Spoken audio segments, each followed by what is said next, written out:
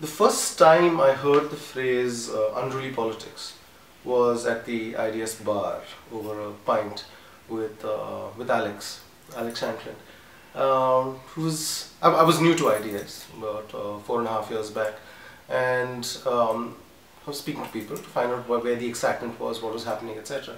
And Alex said, well, there's a group of us who are thinking about our own ethnographic backgrounds, the kinds of work we've been doing in different parts of the world, and we've come up with this idea of unruly politics. Would you like to join us in thinking about it?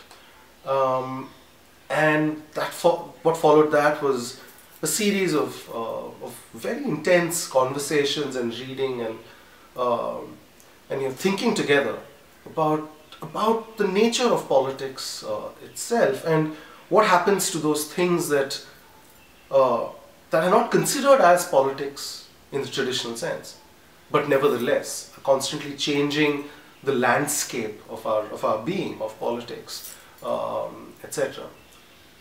And as these conversations ensued, our computer screens, television screens, newspapers, everything was suddenly flooded with images of Tahrir Square. Tahrir Square was something that came as a surprise to pretty much everybody, whether it was political establishment or political parties, whether it was civil society, the development industry, political analysts, etc., etc. It was almost as though it came from nowhere and completely flooded our screens, just as Tahrir Square was overflowing with people and with new political ideas, with a new form of political action. IDS itself got completely excited about unruly politics, and I remember the first seminar that we had with Marie sitting there and talking about what was happening on the ground in Cairo, etc. I've never seen any room in IDS more full, except for the pantomime. But a certain kind of energy, a certain kind of enthusiasm, excitement that something was happening in the world, which in some ways displaced, I think, that a certain ennui, a certain, this is the way things are, this is, capitalism is just going to finish us off, etc., etc. And, the complete lack of political imagination, etc. Just a general affective sense, an emotional sense about what's happening in the world. That was displaced by the sudden excitement. Wait, hold on. Here's something completely unexpected. Here's some form of collective action. Here's a new kind of political drama that we haven't seen, at least not seen in this way, not seen completely overtaking our social media, our televisions, etc., the various ways in which we understand the world.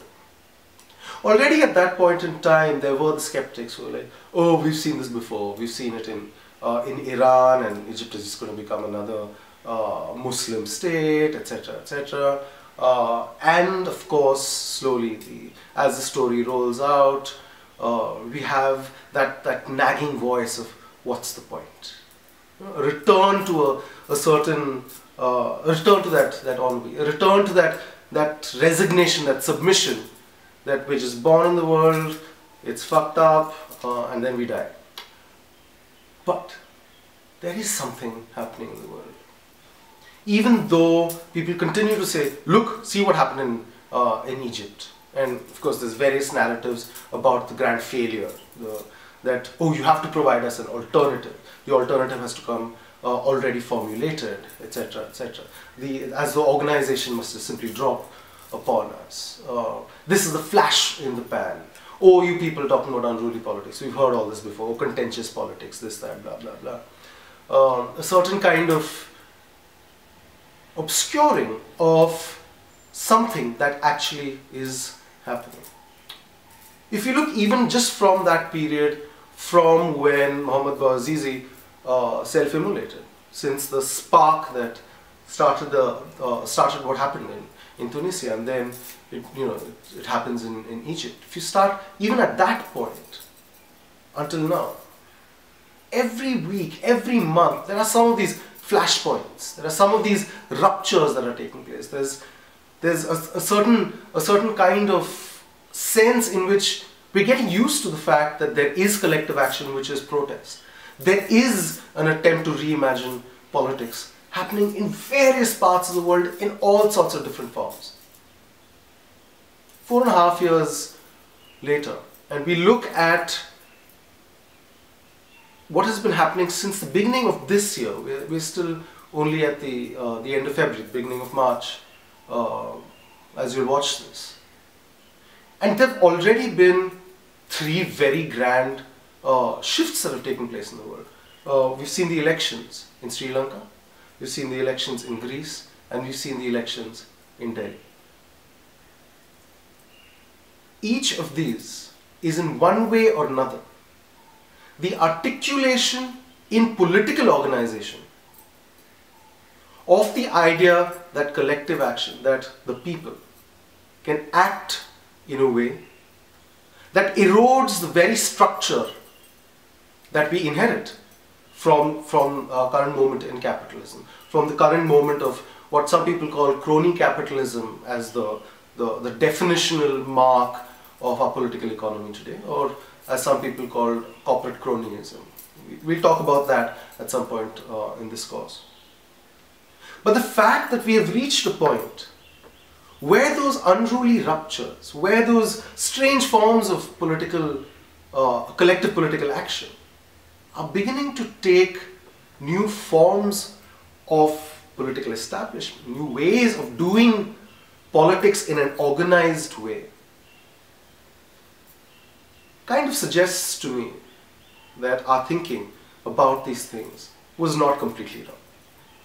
That there was and there continues to be something extremely rich in thinking about unruly politics, in thinking about politics outside of the traditional frames. That, I think, would be the starting point of our course, that there is something happening. It's up to us to recognize that there is something happening and to begin looking at the various dimensions of what it is that is happening, how it is happening, and perhaps what we can draw from that in order to make something happen.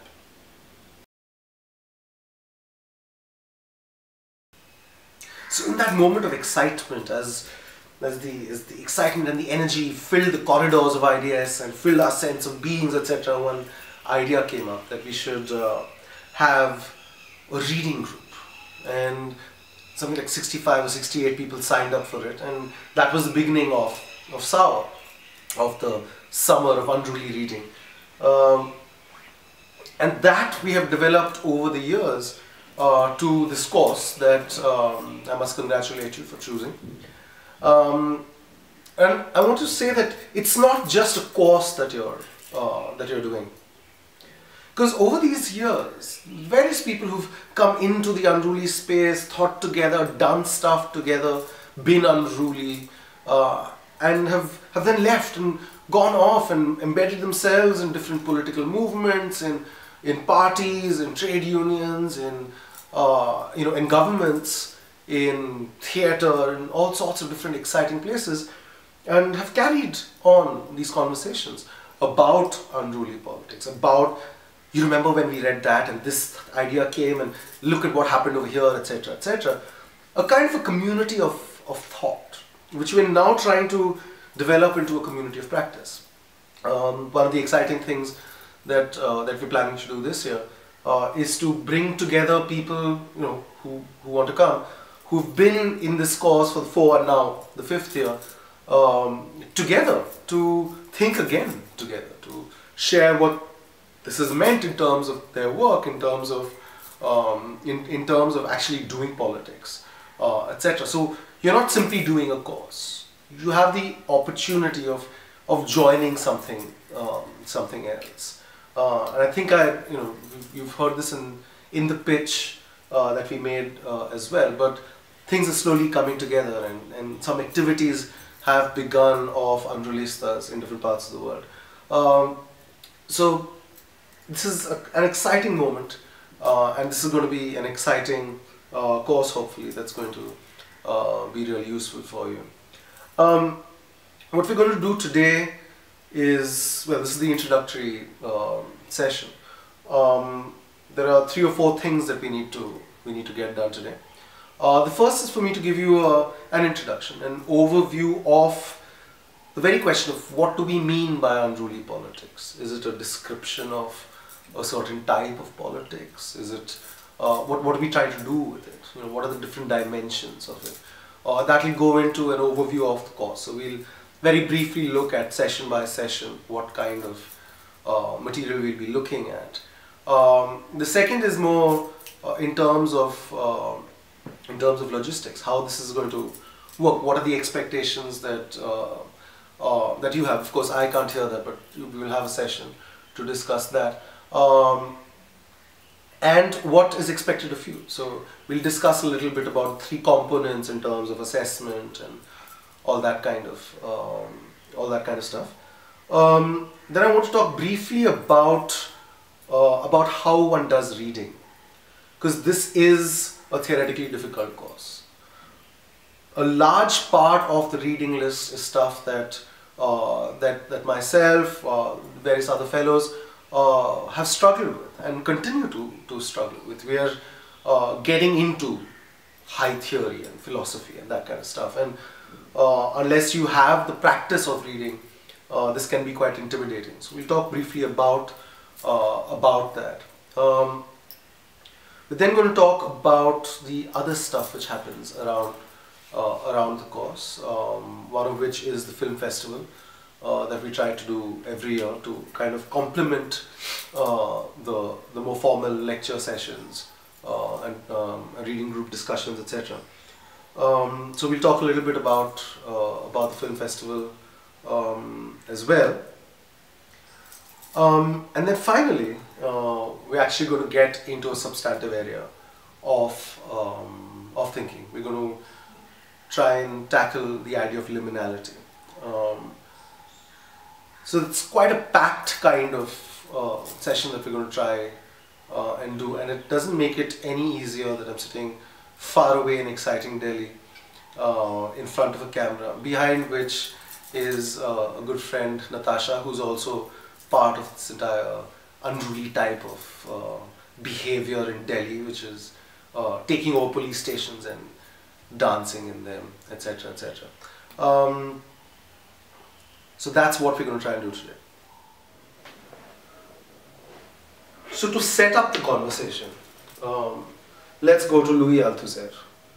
Louis Althusser is a Marxist linguist whose theory of the subject is a linguistic theory. His primary question is, how does the subject come into being? And broadly, the framework is that the subject comes into being when the subject becomes intelligible, enters into language. He sets up this particular scenario that has been used by several theorists who are writing about subjectivity and politics, etc., etc., which is quite useful. Imagine yourself imagine a street, a crowded street. Imagine that there's a policeman standing in the middle of the street. At a certain point in time, the policeman shouts out, "Hey you!" And there's a particular person, let's say it's a man, who turns around and says, "Who, me?" And then the policeman walks towards him, and they walk towards each other, and they have an engagement, etc. It could be an arrest, it could be something else, checking ID or something like that. For Althusser, the moment of the subjects coming into being is when that person turns around.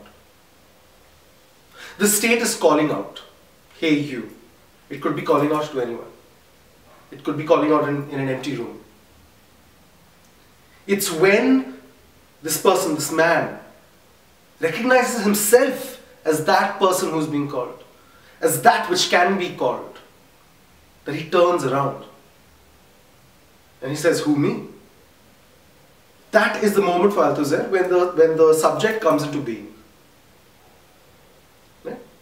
There's several things that this opens up. One is that politics has a language, has a particular grammar. Right? Had the state, had the policeman spoken in some other language or just gibberish, right? Which would not have been a locution, would not have been intelligible to anyone in that room or on that street. Right? That perhaps would not have been the beginning of political engagement. We can keep that aside. But politics has a language. The second thing is the object of the political subject. Right? This person. And of course, Althusser's theory of the subject is quite similar, or rather is quite compatible with the Foucauldian notion of the subject. The Foucauldian notion of the subject is the relationship of the self with the self. So, how I experience myself, who I think of myself, what I think I am subject to, whether it be biomedicine or it be the law or various different social expectations on the self, aesthetics, etc., etc. Right? We work on ourselves. That work, that relationship with the self is subjectivity, is the subject for Foucault. And you add Althusser to that, it's the point at which the person turns around and says, ah, this discourse or this voice or this power has the ability to call on me, to recognize me. Right? This is the inauguration of political subjectivity. So there's two things that we've identified here. One is language, the politics has a grammar. The other is political subjectivity. Each of these has a topography. Each of these has multiple possibilities. Right? Not too many of these possibilities are considered in Western philosophy. And we're going to open up some of that. How does this relate to unruly politics? And here's a story that those of you who came for Empowering Society would have heard. It's a story of the clown army. The clown army, and it's a story from Jamie Heckert, an anthropologist, a queer anarchist anthropologist.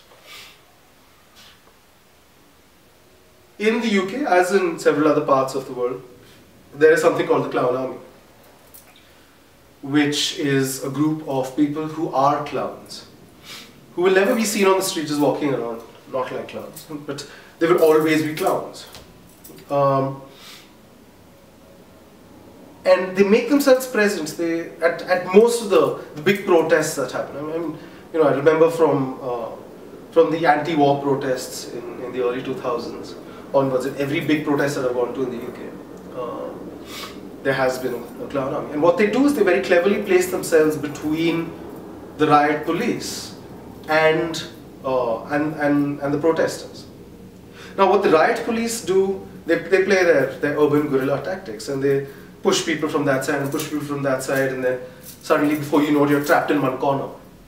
And then they'll keep you trapped there and slowly make the circle smaller and smaller and smaller, with the intention of instigating some kind of agitation, some kind of violence. What the clown army does is, in that kind of situation, when people are kettled in, at the right moment, they do something clownish. They diffuse the tension by, pretending to be, imitating the riot police, or kissing the helmets, or the batons, or whatever, the shields of the police, and generally clowning around, and that diffuses the tension. Now, what the state is trying to do is get people to agitate, to get aggressive, get violent, so that there is legitimate use of force and the protest can be dispersed. There's a particular line that the subject is expected to answer to follow. The clown army is diffusing that possibility, that linear narrative, which led to this dispersal. In such a situation, the chief of police takes aside the general of the clown army, and says, "Could I have a serious word?" And the clown thinks for a moment and says, "Encyclopedia." Is that a serious word? What's happening here? The state is saying, in so many words, if you want to engage with me, if you want to negotiate with me, the terms of your being in this space, this political space, then you must speak a serious word. you must speak my language. You must speak that grammar that is recognized as legitimate within politics. That grammar which has been legitimized by those in power, those who have the power to decide what politics is, to say that these are the words, this is the language, this is the behavior that we recognize as legitimate. The clown over here is not turning around and walking away, but is insisting on speaking his or her own language. Saying, I will engage with you. This is not apolitical. Neither am I surrendering to you.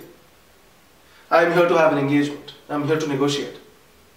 But I will speak my language. Right? It's this insistence on alternative languages or new languages of politics that, to me, forms a central element of this unruliness. This refusal to do politics within the frame of what has been decided by those in a position to decide. And this brings us quite close to Alain Badiou, who we will read close to the end of the course. His notion of politics. His notion of politics is that which exceeds, which goes beyond politics as has been defined by those who are in a position to define it. So for Badiou, in some sense, for Badiou, politics is necessarily unruly, is necessarily outside of that frame that has been decided. It's a broad kind of understanding of unruliness. There's several questions to be opened up, of course, about, so what is this language? What if the clown spoke some completely different language or spoke gibberish in response? Would that be unruly politics? Does not have to be intelligible in order to be a negotiation. It's a very important question. Or must it not be words which cannot be appropriated by the state or by the powers that be? Because of course we're in a time where it's corporations, not states. By the powers that be, and made to mean something else. Because words in any case are empty signifiers that can be controlled by the political landscape, by those who control politics, etc. Many questions over there. Of intelligibility, of going back also to the ability of the subject to understand the state as well. So there's a lot of stuff over there, lots of questions over there that will come up over the next several weeks. The other that I want to bring focus on is this notion of subjectivity. Because there are going to be at least two, I mean there are several ways in which subjectivity has been understood. There's at least two ideas of subjectivity that will feature in the course from the realm of Western philosophy. And of course, strangely enough, French philosophy. Because the English-speaking world loves the French. One is, as I explained, Foucault's notion of subjectivity, which is the relationship of the self with the self. Right? It's the adoption of power that is being exerted on top. It's the power functioning through us. Okay? And to explain that, we'll talk about panopticism for a moment. But first to flag. The second is Badiou's notion of the subject. Okay? We'll keep these two. And then there's another realm of thinking about the subject, which is going to provide us tension right through the next few weeks.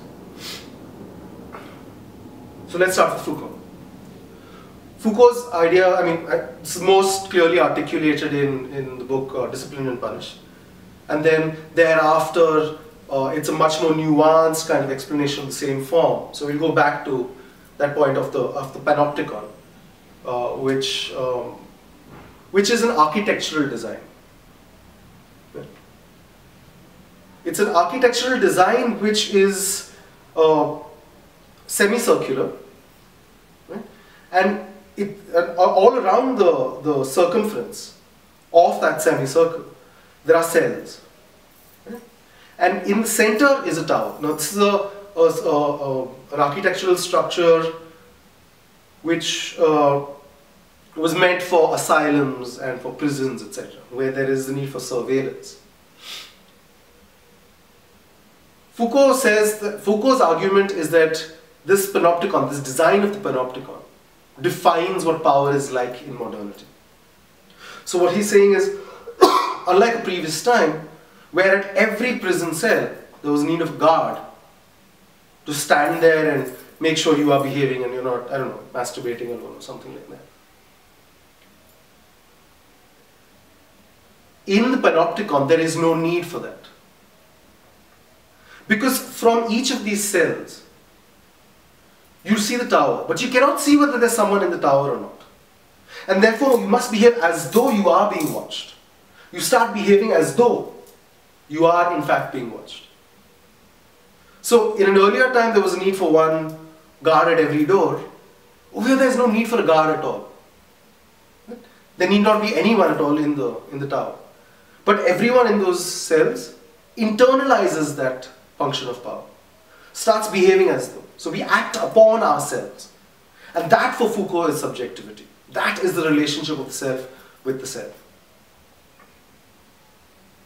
The other notion of subjectivity of Badiou instead is a relationship with truth. And we will talk about this in a much greater detail. There are certain conditions, what Badiou calls the event, where we glimpse the truth of power. And in that moment, we establish a kind of relationship with it. Either we recognize it as truth and then we become militants of truth. That we must live the rest of our lives in relation to that glimpsing of truth. Or we obscure it. Or we deny it. We say, no, it didn't happen. It didn't happen at all. What are you talking about? I don't know, I didn't see anything. Right? Or you reinterpret it and say, well, yeah, that happened, but actually what it means is this. Right? Which is another way of obscuring the truth. So there's different kinds of relationships that one establishes with the truth.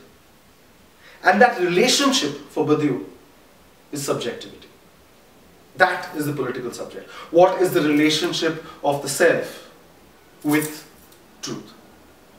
Foucault also has a notion of truth over there, which is one's recognizing one's true place, true name, etc., etc.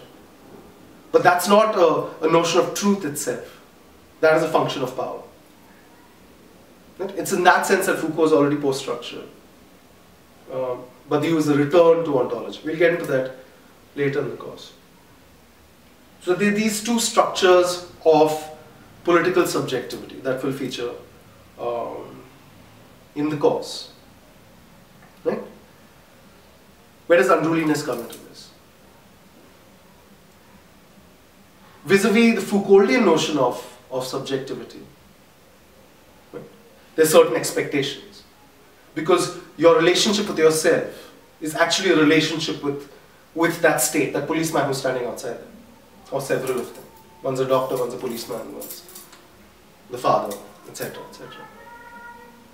Yeah? It's that refusal to recognize the power of that figure to call upon me. It's a refusal to turn around. I know that the cop is calling me. Let him. Whatever. I am not responding. I'm refusing that relationship of political subjectivity. Right? Or I am challenging the ontology of myself itself. I'm finding other languages within which to understand myself. I'm being critical of, I'm looking at the ways in which power frames that which I'm called upon to be, etc. So there's a range of ways in which one can be, one can exceed subjectivity. There is a complex return in the Foucauldian framework where, there's this famous thing about Foucault that, kind of becomes like pop Foucault, where people say, oh, there is nothing outside of power, there is nothing outside of discourse, etc. That's a very particular kind of reading of Foucault. And in that kind of frame, right, there's nothing outside, there is nothing that is unruly. Because that which is being unruly, which steps outside, is already intelligible within the frame. So, the refusal of that clown to speak a serious word is the refusal of engagement itself. And that itself can have consequences. So you didn't do this, we gave you the opportunity, and therefore we will act upon you in a certain way. So there's a certain way in which the refusal to speak the same language is made compatible with power itself. But that's one particular reading of Foucault, and that's a very particular reading of discourse as well. And there's many other ways in which Foucault, I think, can be read. There's way too much written about this. Vis-a-vis Badiou, the police state, the police is that which, not just the police, but power, is that which disables our ability to see the truth, to glimpse the truth. They control the way in which we can look at things. Now, how that glimpse of truth happens and how that relates to action, to collective action or to political subjectivity is something we will explore later. But in both these frames, the unruly is about that refusal of power, that refusal of the domination of power in a certain way, or the overarchingness of power. There could be subversion of power, etc. So these are the two primary theories of subjectivity that are going to feature from Western thinking.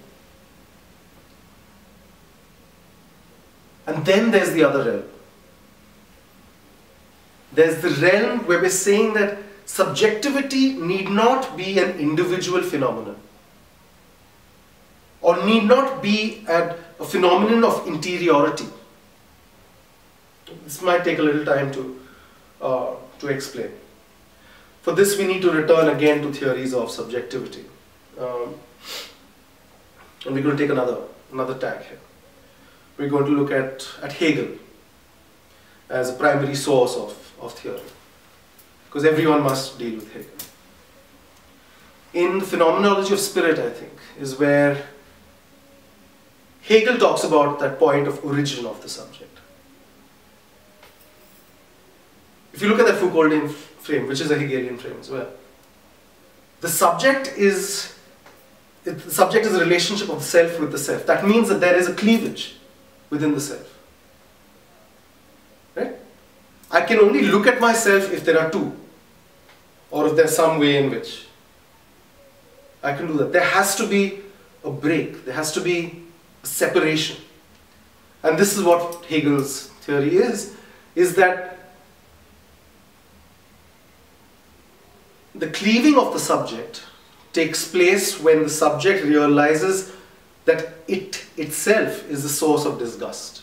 And this is mind-body dualism. So pretty much it is that when the subject realizes that I produce shit and that is disgusting,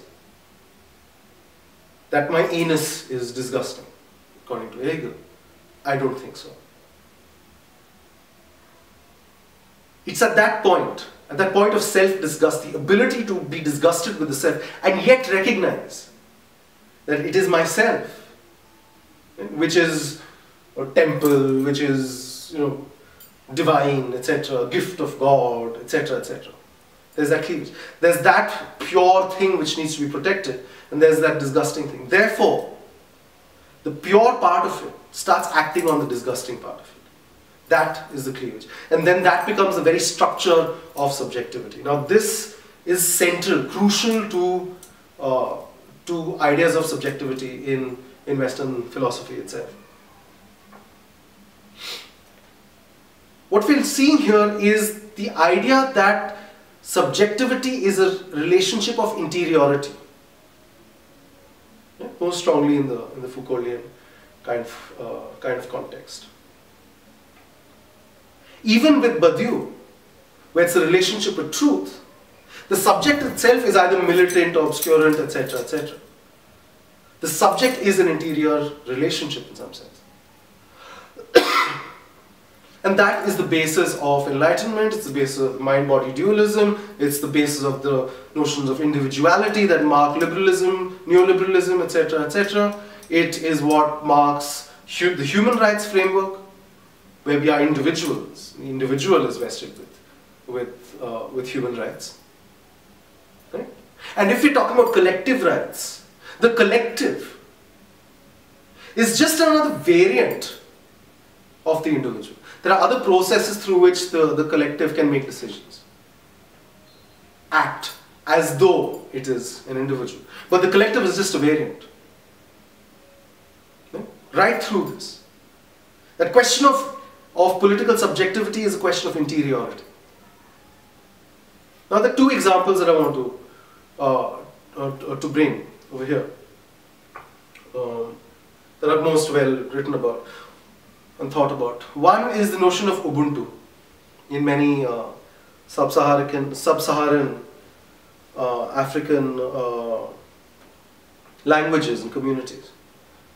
And there's various ways in which the word Ubuntu has been translated.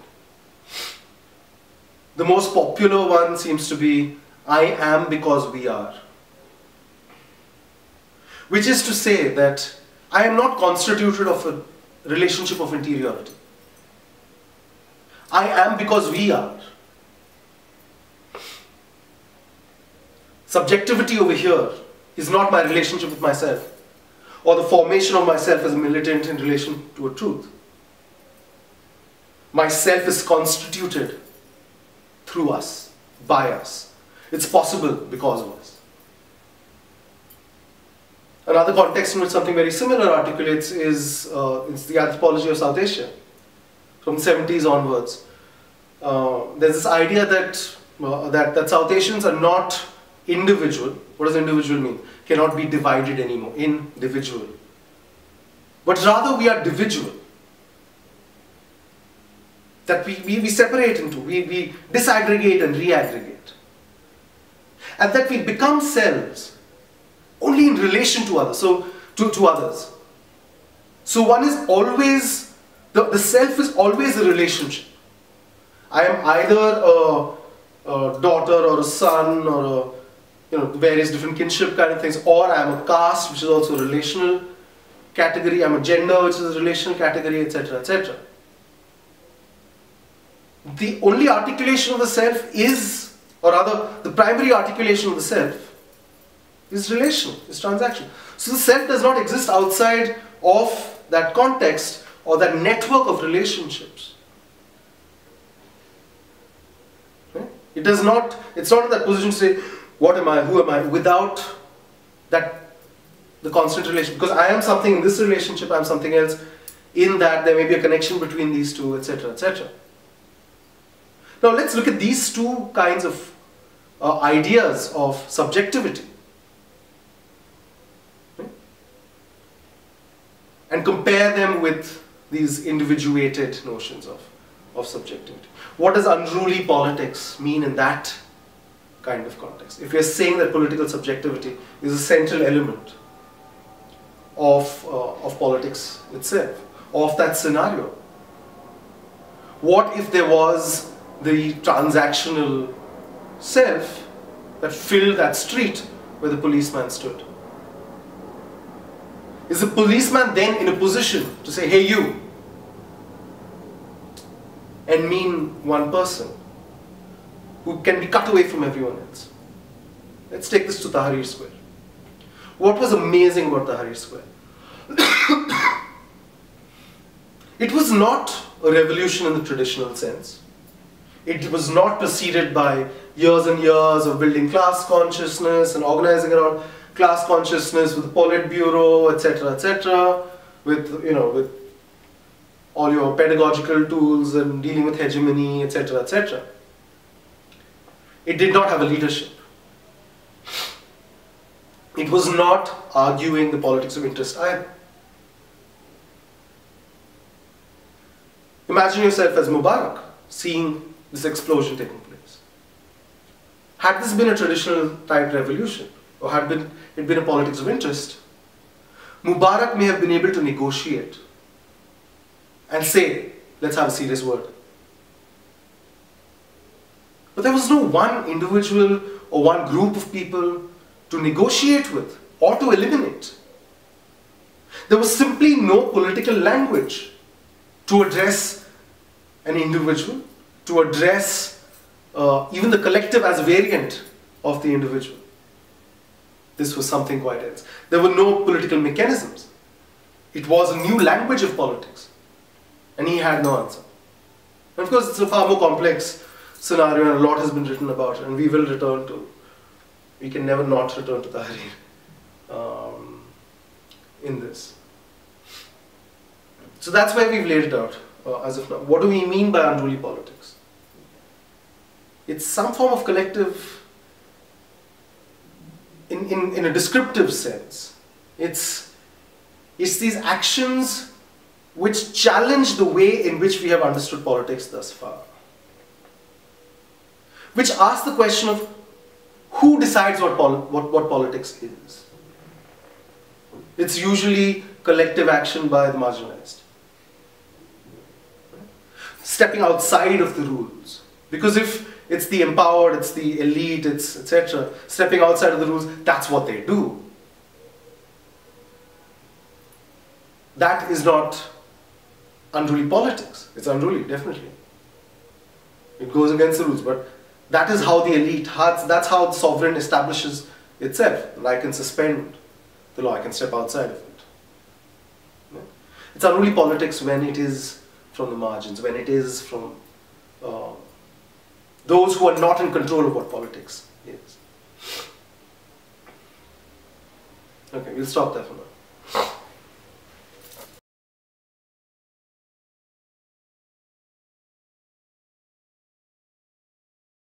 The first element that we would look at in an unruly lens, I think, would be a keen focus on modalities of political action. This is in some sense to move away from that imperative of proving some kind of impact or an effect. You know, the entire question of so what happened, you know, Tahrir Square, etc., etc., or yeah, what happened with Occupy? It just flopped. Unfortunately, the question that people tend to ask is, have you made an impact in the formal register, in the juridical register? Have you been able to change a law? Have you been able to, you know, have these tangible kind of impacts with no focus at all on the ways in which people do politics, the modalities of action or the spaces of action, etc. An unruly politics lens would be quite keenly focused on that. What are the possibilities of political action that are opened up in a given moment, in a given event, or in a given idea? The second is a concern with transgression and transcendence. And these are two slightly, not slightly, these are two different things. Transgression is still a relationship with the norm. So if, for instance, a person with a beard wears, you know, long hair and a skirt or something like that, that is subversive. It transgresses the norm. But in doing so, it references the norm itself. The norm is alive within the transgression. And this is Foucault's critique of subversion. Transcendence, on the other hand, is the effect of a certain irreverence to the norm. We're rising above the norm itself. So as compared to male to female, female to male, that kind of transgression, if we come up with an aesthetic which cannot be read as either this or that or composed of these two, that's kind of transcending. Or if we look at the person who, you know, in the conversation with the police turns away and turns around and walks away, kind of brings an end to that negotiation, to that relationship. That relationship ceases to be the core of political subjectivity. Or if, you know, instead of speaking just to the police, this person turns to the side and starts speaking to Ompuri, to another person on the street, to other people, saying that no, this is not the only relationship. In fact, this relationship is not important at all to me. Politics is here. Right? That would be an action in relation to the norm where the norm is made irrelevant. That, in some sense, is transcendence. So, an unruly politics lens would keenly focus on these elements of transgression, transcendence, etc. Another element that that must be pointed out in relation to unruly politics is the fact of every form having its excess. This is something we'll talk in the final week. And the question of excess and appropriation. So, let's look at appropriation first. Say when Gandhi did his fast unto death, first vis-a-vis the colonial powers, and then as a way of stopping communal riots in the partition period. That was a modality of action that had not been seen before, or had not been staged in that kind of way. And we will talk about this in the week that we talk about biopolitics in more detail. The British did not know what to do with that. They did not know how to negotiate, etc. It was a new language of politics. But cut to 65 years later, and you have someone like Narendra Modi, the fascist, who does exactly the same performance. Right? And it's very, very scripted. It's on television, etc., etc. He's doing the fast, etc. And when he breaks the fast, there has to be, one girl from one little girl from one marginalized community and one from another giving him lemon juice, etc., etc. It's a complete script which has been appropriated. So there's a way in which whatever you do, whatever unruly ruptures take place, they will always be reappropriated into the narrative of politics, into the definition of politics, as a way of taming it. But even once that has been appropriated, this new form always has an excess which will explode. There will always be an excess that returns. So going back to Narendra Modi, who recently, the BJP lost its election to the Aam Aadmi Party in Delhi, the BJP being the fascist party. For months, and especially the last month and a half, Modi's face, even though he obviously wasn't standing for Chief Minister of Delhi, his face was everywhere, like literally anywhere you turned. I once looked at a newspaper looking for an article on the Oscars, the day that the Oscar nominations were released. The nominations were written on page 23. From page 1 to page 22, on every page, I kid you not, there was the face of Modi. Now, this was the articulation of a certain notion of power, a certain notion of the police state, a certain control over the aesthetic, a certain imagination of the political subject and its relationship with this charismatic leader sort of thing. But they went overboard. They exceeded what the form itself offered. There was an excess, and that's precisely that point where the fact that he wore a suit with his name, weaved into the fabric itself, weaved in gold, etc.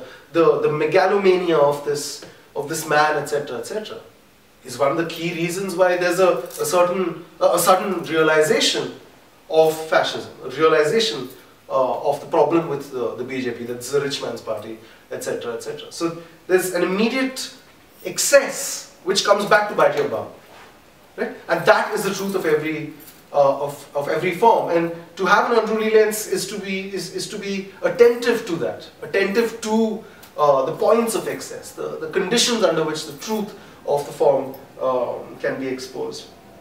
Another element that one looks at is that of moral economy. When we're talking about moral economy, we're saying that it's not simply, the question of justice is not simply contained within the juridical or in the formal relationship with the state. It's precisely that moment where the person on the street starts speaking to this person and that person, etc., etc., and this becomes the field within which a question of justice is resolved, rather than this relationship with the police. So That's the other element. The dislocation of the question of justice from within the closed realms of the juridical, of the formal, of the relationship with the state. There's something outside of that, and moral economy is a very good framework to look at that. So that's one of the other things. Finally, it has a lot to do with the very conditions of politics. So we're talking about spaces, or we're talking about technologies, or we're talking about art and aesthetics. What is visible to us? What can be experienced? What cannot? Etc. What can be imagined? What cannot? So it's about conditions under which political imagination and action, etc., can articulate. What are the conditions of political action? One final thing in this introduction to the unruly lens, to unruly politics, is that the project of unruly politics is not a blind celebration of all that is unruly. That's not what it is. There is unruly politics. What do you do with unruly politics that you don't like? And one of the points of tension, and I'm sure there will be discussion and disagreement within this group, as has been the case in all other spaces that we've done this, is the question of armed resistance, of violence, of conflict, where taking up of arms or the performance of violence upon others is an element of unruliness. And that's definitely something we're going to look at in the session we do on biopolitics and necropolitics. But what does one do with that? So it's not simply, oh, it's unruly, therefore it's good. Secondly, of course, because we are already considering the process of appropriation, etc., we're careful to recognize that not everything that seems unruly is unruly politics. So it's not simply, oh, if it looks unruly, it's grand, it's cool. It's not a blind celebration of unruliness. It's about looking at the way in which the unruly, that which spills out, the new language of politics, etc., etc., what that does in the reconfigurations of the political landscape. It's always in relation, well, not always, but largely in relation to those formal structures of politics, to the traditional notions of politics, and what the excess or what the unruly does to that. So it's not simply about celebration, but about understanding the mechanisms of politics itself. That, I think, is a better description of the project that we have undertaken. How many minutes? What comes from here on? Just a pointer on reading, the significance of reading and how you could go about it. Because as I said before, it's a theoretically heavy course, it has difficult readings which intimidate most human beings on the planet, etc. A few suggestions. First, when you pick up a text and it's difficult and these words are not making sense to you and you're not sure that you've understood the sentence, and then you keep returning to the beginning of the paragraph, to the beginning of the sentence, to read it again and again, to make sense of it and get the right meaning of every word before you move on to the next sentence, etc., etc., you're never going to do your reading. You're going to struggle with the first paragraph and then basically move immediately into looking up online what other people have said about that reading or whatever. Not a good idea. I mean, it's great to read commentaries, etc., etc., but one of the things about the course is to give you all the opportunity to develop your abilities in reading theory. That's kind of the part of the program. My suggestion would be, if you are struggling with understanding, you're not sure whether you've grasped this or what exactly does this person mean when they use this word ontology, this, that, blah, blah, blah, just continue reading. Keep going, keep going. Very often, and especially good writers, someone like Foucault, for instance, has a certain kind of rhythm of repetition. We'll say the same thing in slightly different ways, taking into different space, and by the time you've got to the end of the second page, you've got a sense of what it is, and by the time you've got to the end of the chapter, you've actually got a good sense. You may not be sure yet, etc., etc., but you've got a sense, and then you can return to the piece if you've got time and reread, etc., etc., and read around it, read about it. etc. So don't worry about getting the meaning in the first time and getting the exact meaning, etc., etc. Just keep reading. Let it skim on. There are ways in which words make sense. That's the first. Second, it makes so much sense to form reading groups for 2 people, 3 people, 4 people, 8 people, how many ever, to say that, okay, by such and such a day we're going to read this. We're all going to read this, and then we'll discuss with each other what, have kind of a touch base kind of thing. Did I understand this? What did you think, etc., etc. So that builds your confidence. Okay, we've got an interpretation of this. We've got a slide. We've got an understanding of this. Oh, we've grasped this completely, and we're going to rip it apart in the session, or however it is. So read together. That's important. And of course, there's Pata, and hopefully Maru will join us in the course, in the duration of the course as well.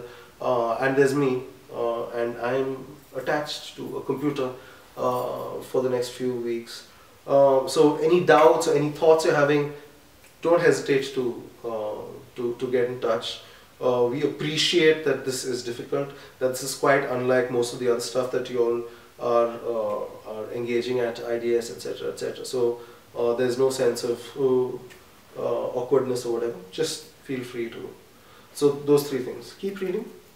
Don't be intimidated by the text. We're all doing this together. Form groups and reach out, ask people, speak to people, etc., etc. That's about how you go about the reading.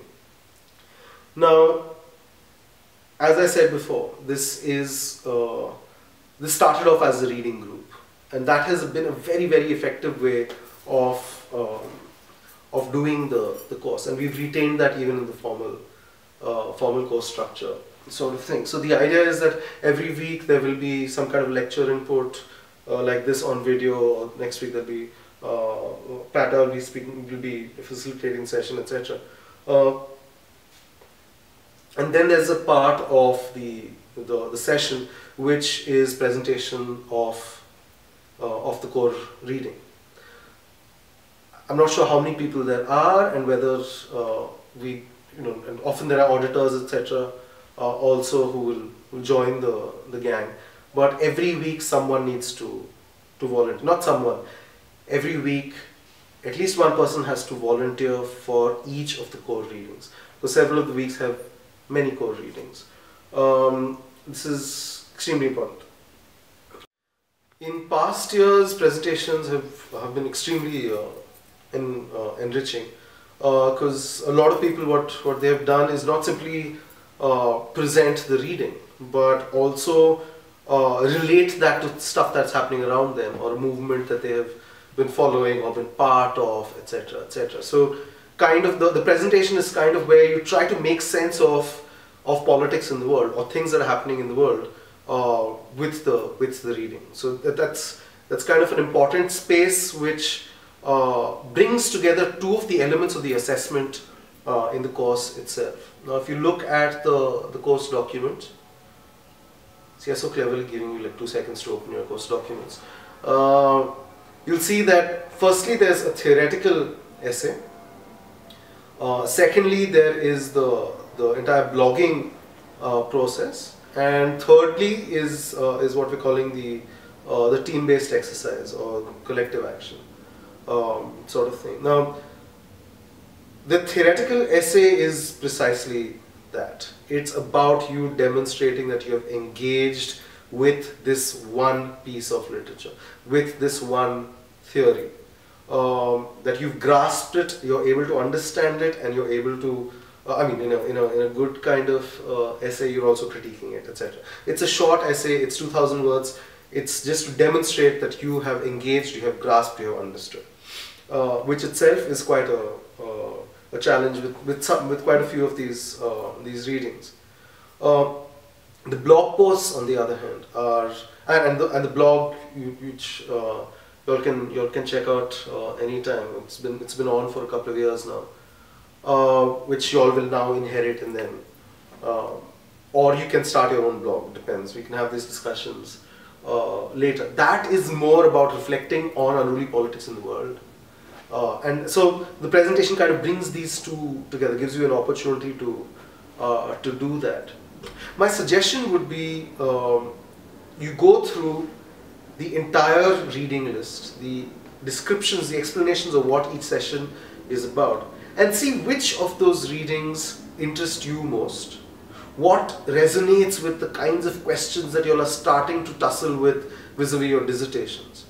Because if you find the right kind of theoretical frame, nothing like it. It really helps you think through complex things that you're dealing with, whether you're looking at the dissertation, you're looking professionally, etc. It's like finding at least one companion, theoretically, for the course. So if you've chosen Zizek, which is the final week, then start engaging with it now. You know, start using that kind of frame and see whether it works for you, etc. But basically, by next week, be sure, or at least, you know, have a sense of which of the readings you are going to make your companion, which of the theoretical frames you are going to make your companion.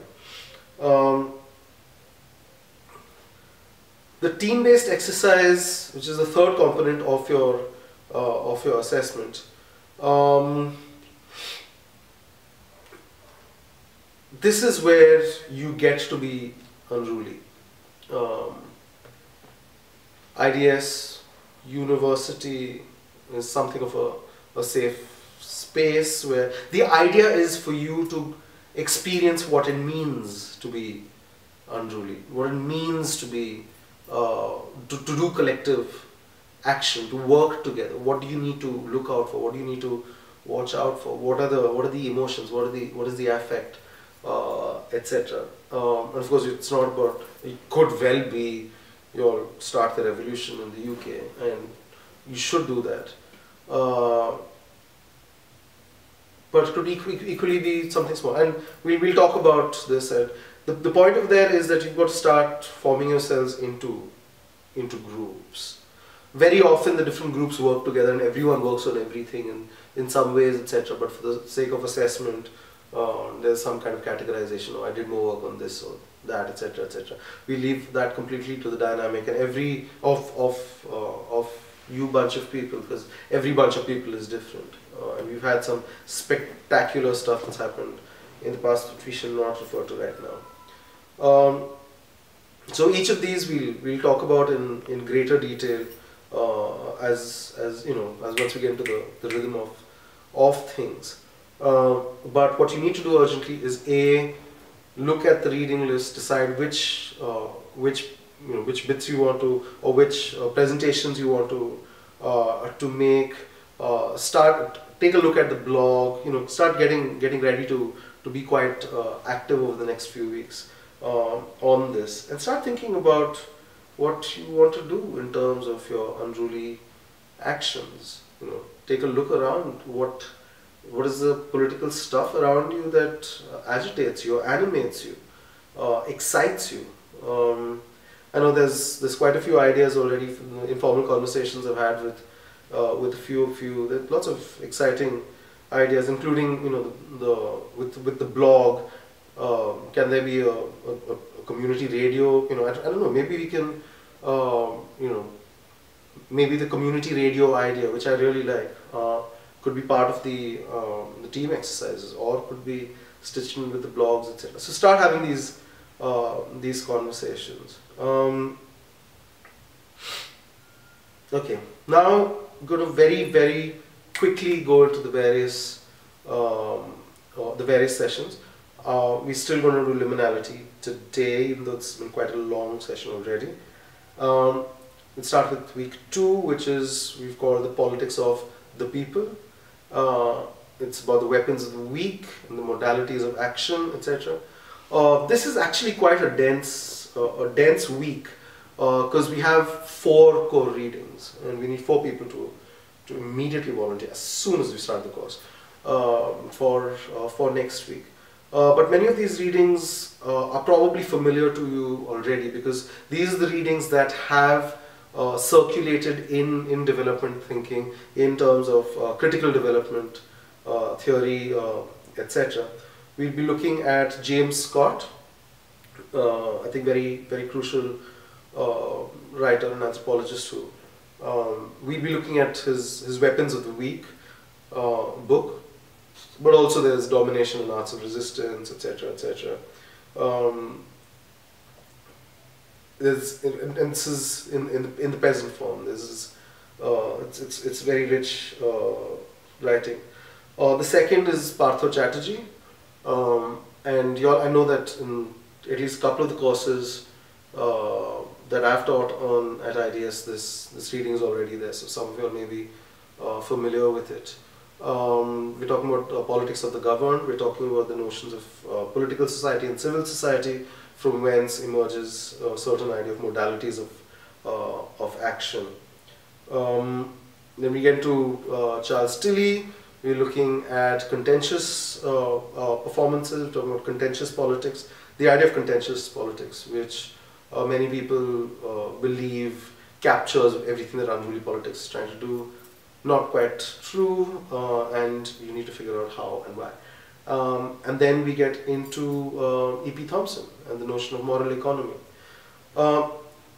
These four kind of put together, I think, will give you a very firm base in the way in which unruly type of political action has been understood, addressed, analyzed in development, in anthropology, etc. thus far. And these readings continue to be extremely relevant.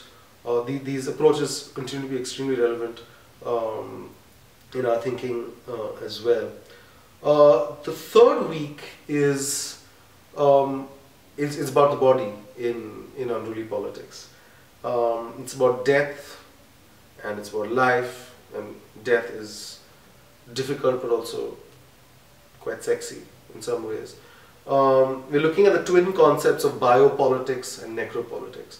On the one hand, we're looking at the ways in which all elements of our living are brought into calculations of power, returning to that entire notion of Foucauldian subjectivity, where power acts through our bodies, acts through us, sort of thing. So the body becomes an element in the calculation of power. On the other hand, we're looking at necropolitics, the calculations of death, who dies, etc. What we're going to be looking at, once we've understood these, is the ways in which death and life are appropriated in Unruly Politics, where it's not the state playing biopolitics or the state playing necropolitics, but the citizen or the unruly political actor. Exciting stuff. Like I said. The fifth week is about technology. It's when we will all realize in very complicated and nuanced ways that we are all cyborgs, and that our political subjectivity cannot anymore be understood as human individuals, but rather through the ways in which we form assemblages with various other actors, various other creatures. Philosophically, this week is dominated by Bruno Latour, who those of you who are studying climate change, etc., and science and technology, etc., may have engaged with already. One of the most, in my opinion, one of the most radical thinkers that we've got, one of the most, not necessarily difficult, but one of the most challenging theoretical frames or theoretical challenges has been thrown by Bruno Latour, where he's talking about a horizontal ontology, where he's talking about objects having agency, and humans being actors as much as a phone is an actor, or the wind is an actor, etc. And we'll be looking at his notion of the actor network theory in comparison to the much more conservative neoliberal kind of approach to the network, the fetishization of the network in the work of Manuel Castells, etc. But the broader context of this is, how do we understand political subjectivity, how do we understand unruly action in the current technological moment. So lots about hacktivism and being cyborgs and other such. The next week is the arts of rupture. where we're looking at art and aesthetics. Aesthetics as politics, and politics as aesthetics. Looking, and we're not simply talking about objects of art and neorealist or cubist, etc., etc.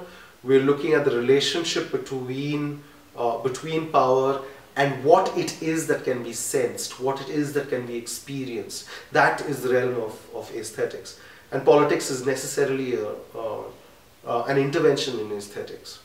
And some would argue that aesthetics is also necessarily an intervention into politics. The theoretical framework that we'll be looking at over here is that of Jacques Rancière, which is it's quite a difficult read, but it will change your life.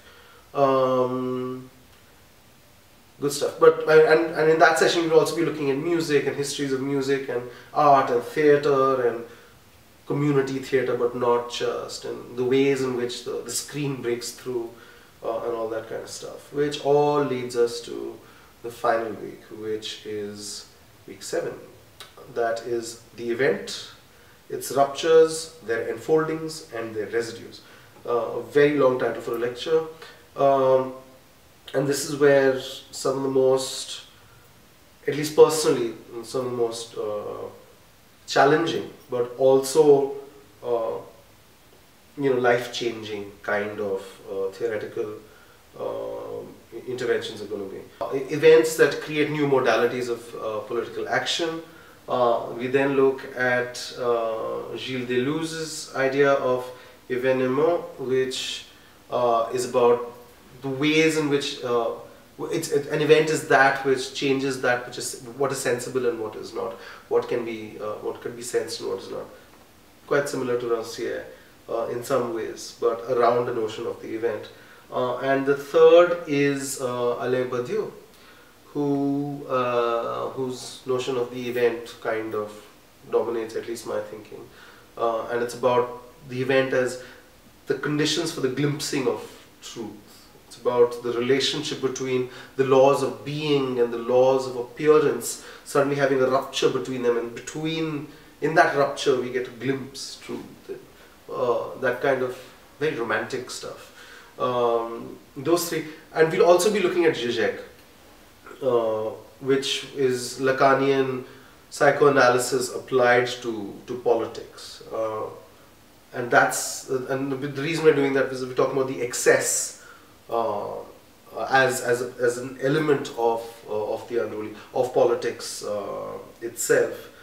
The strange thing about this entire course is that, well, actually I realized this last year, is that, well, actually we're ending at a very Deleuzian moment, and even though we've got one reading from Deleuze at the end, we're not actually getting into Deleuze. So Deleuze is what will happen after you've gone through this entire process, and suddenly you realize that you're Deleuzian, and therefore you're ready to read Deleuze or something like that.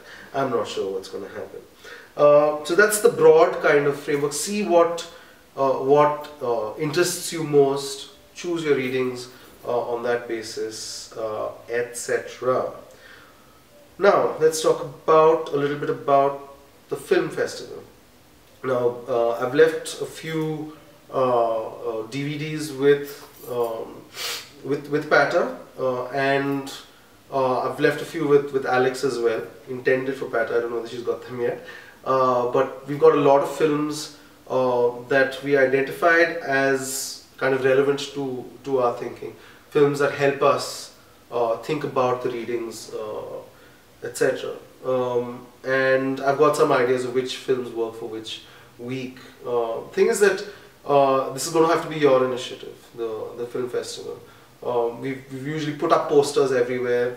You speak to Gabby in the bar downstairs at facilities, etc., and put it up in the bar as well. Try and get other people who are interested in politics and thinking about politics, part of Sussex Against Privatization, etc., etc., to bring them into conversations about this. I leave it to you all to collectively choose which night works best for you all, or what kind of space works best for you all. Do you want to do it in the IDS bar? Do you want to and keep it informal? Do you want to do that? Do you actually want to have a film festival at all? That's something we'll leave to you. But we've got quite a list of very good films. In fact, I'd hoped that we could watch Highway as part of this week. This Hindi film from last year to resonate with the theme of liminality, and we'll see what can be done about that. But that's about the film festival. You all need to take initiative. In previous years, people have also set up Facebook groups for Unruly Politics, which of that batch, there is a more generic Unruly Politics space on Facebook where people from all the different batches come together and post things.